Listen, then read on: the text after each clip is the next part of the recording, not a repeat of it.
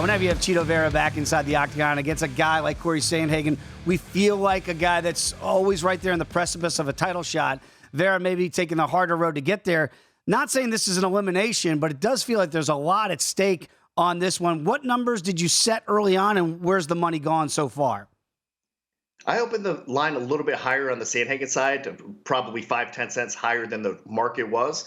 So minus 165 was my number. And right now, if you look behind you, it's still minus 165 at Circus. There hasn't been a whole lot of action coming in on this main event. The line looks to be set appropriately right now. Of course, some of the sharper, bigger bettors are probably waiting to pounce on fight day one way or the other. But as of right now, the line has stayed steady. And that's, in a main event spot like this, that's not very common to see. Yeah, and I wonder, Nick, too, so I'm sure some people out there are going to go, well, if the number moves initially, right, once you set it, that means, quote unquote, maybe it was a number that people felt like they could take advantage of. When you don't see the movement here, I know you are waiting for the bigger players maybe to come in on fight day, but it probably means you set a line that's right now the public's having a hard time determining which way to go.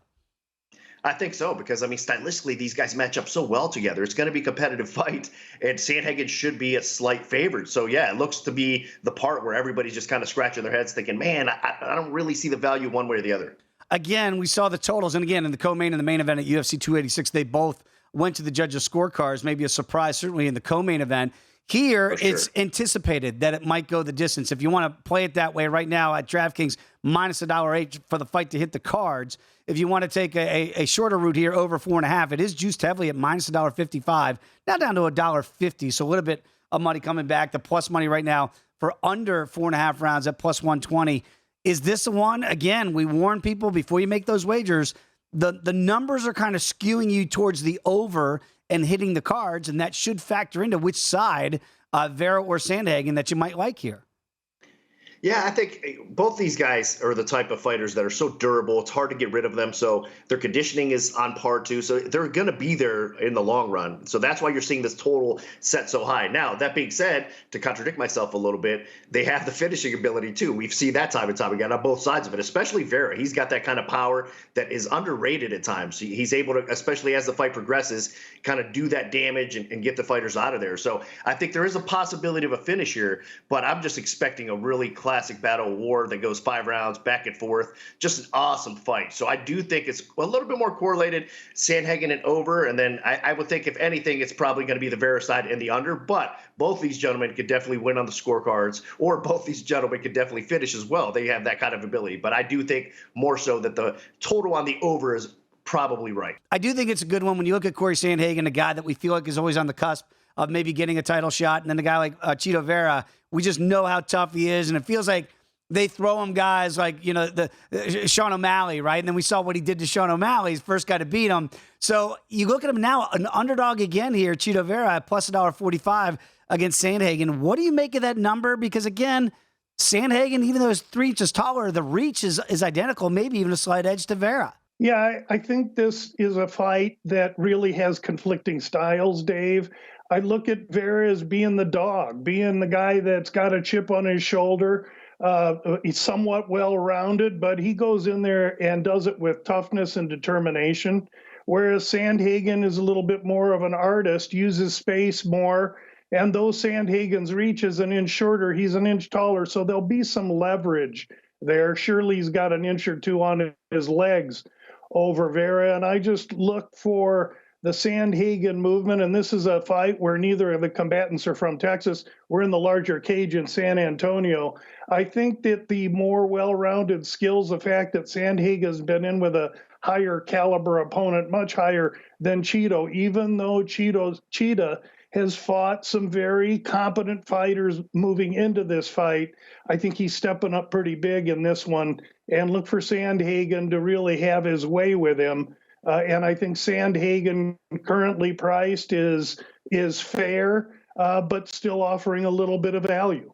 We think the main event, Kevin, at least it leads to it on the numbers, that more than likely it might hit the cards here in San Antonio and go all 5 in the main event here between Chito Vera and Cory Sandhagen. When you see that, and you do see the bigger octagon there in San Antonio, we would think that would be the advantage to Sandhagen here as kind of the rangier fighter. But when you look at just the way they line up, they are pretty even. Yes, Sandhagen's 3 inches taller, but again, the reach actually goes to Vera. How do you see stylistically this fight playing out?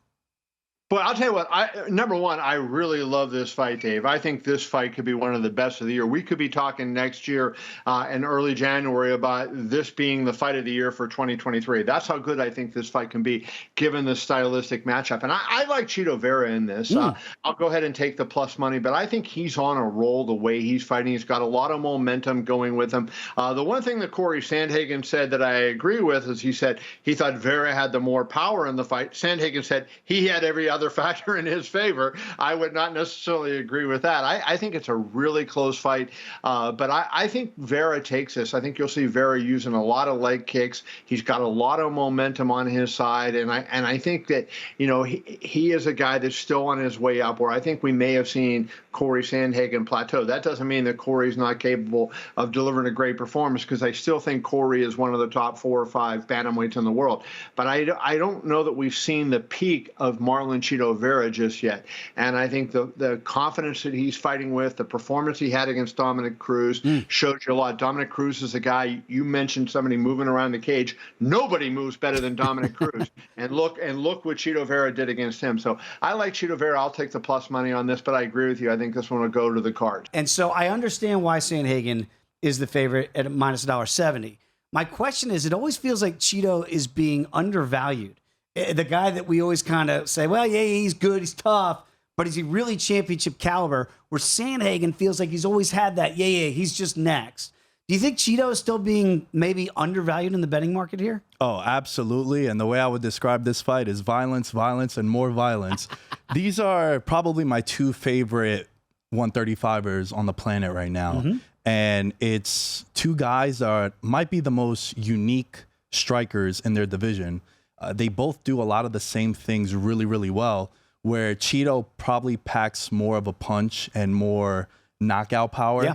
And Cory Sandhagen, the training out in Colorado, he has a huge gas tank.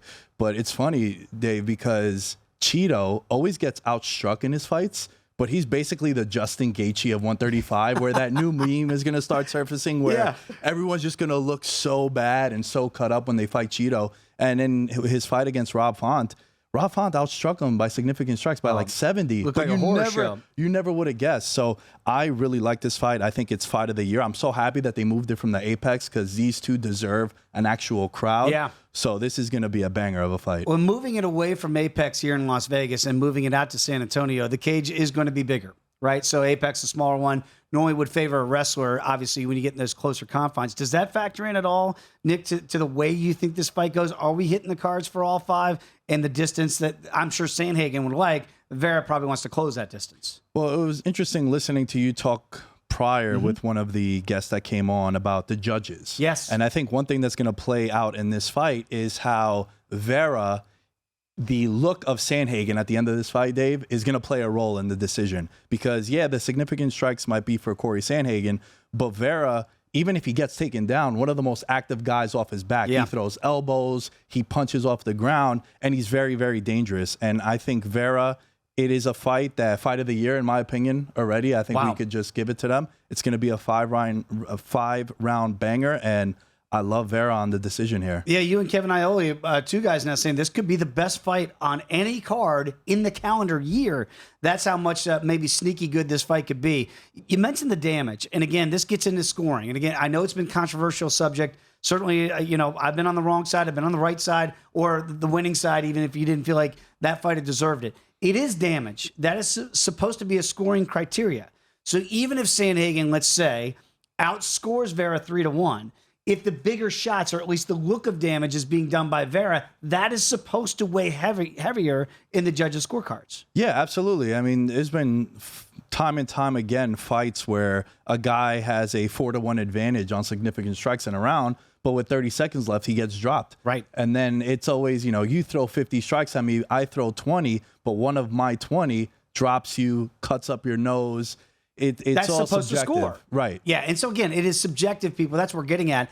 But I think that's where you could see Vera here with the numbers maybe not looking like they're in his favor. But to Nick's point, you get a couple of those knockdowns, and the judges are supposed to score that accordingly.